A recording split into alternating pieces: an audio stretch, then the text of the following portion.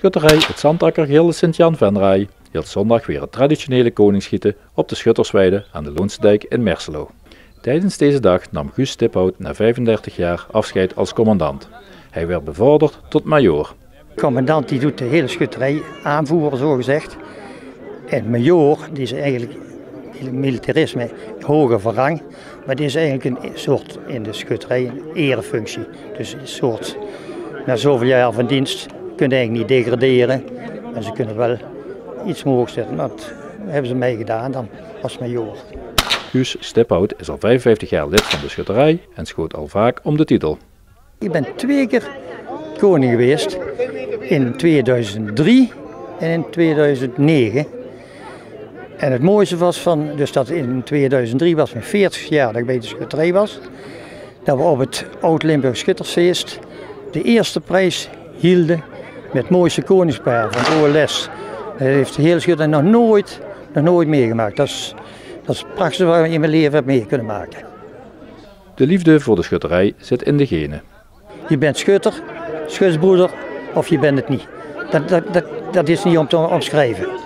De meeste mensen zeggen, ja, wat is een schutterij nou in zijn pakje lopen maar dat zit in je, dat doet er vol liefde doet dat. Ik weet het heel anders uit moet drukken. Burgemeester Hans Kielissen was de tweede schot na deken Harry Smeets. Hij vindt het belangrijk om mee te doen aan de strijd. Het is een hele oude traditie, dus je moet, vind ik, ook tradities in ere houden. En het is heel mooi dat dat nog bestaat. Na zoveel eeuwen is dat nog steeds gebruikelijk.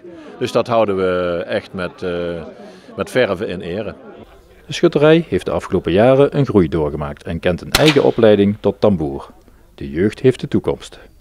Nou ja, je ziet het aan de samenstelling van de schutterij en het gilde. Er zit heel veel jeugd bij, dus kennelijk vindt men het toch wel heel erg mooi. En het zou nog mooier zijn natuurlijk als hier het hele terrein vol had gezeten met jeugd. Maar ja, dat is wel erg veel gevraagd. Geert Hendricks werd zondag voor de eerste keer in zijn carrière schutterskoning. De titel van jeugdschutterskoning ging naar Mirte Krijnen. Het is een hele eer om de koningstitel te mogen dragen.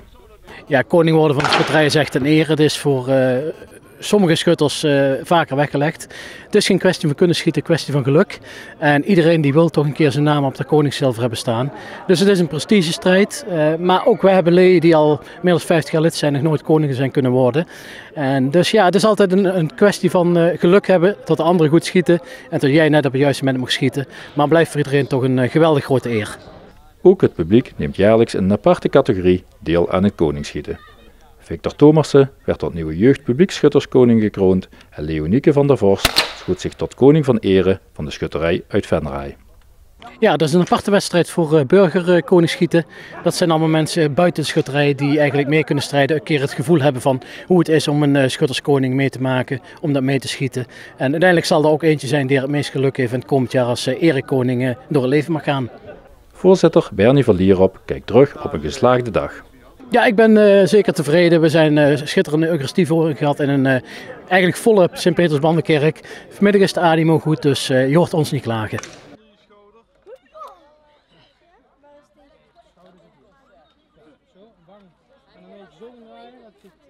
Nou, hij kan daar dingen opgeven hier bij Romy. Romy er nog één bij. Nummer 3. Ja hoor. Ja, maar dat kan ik hier ook mee. Nee.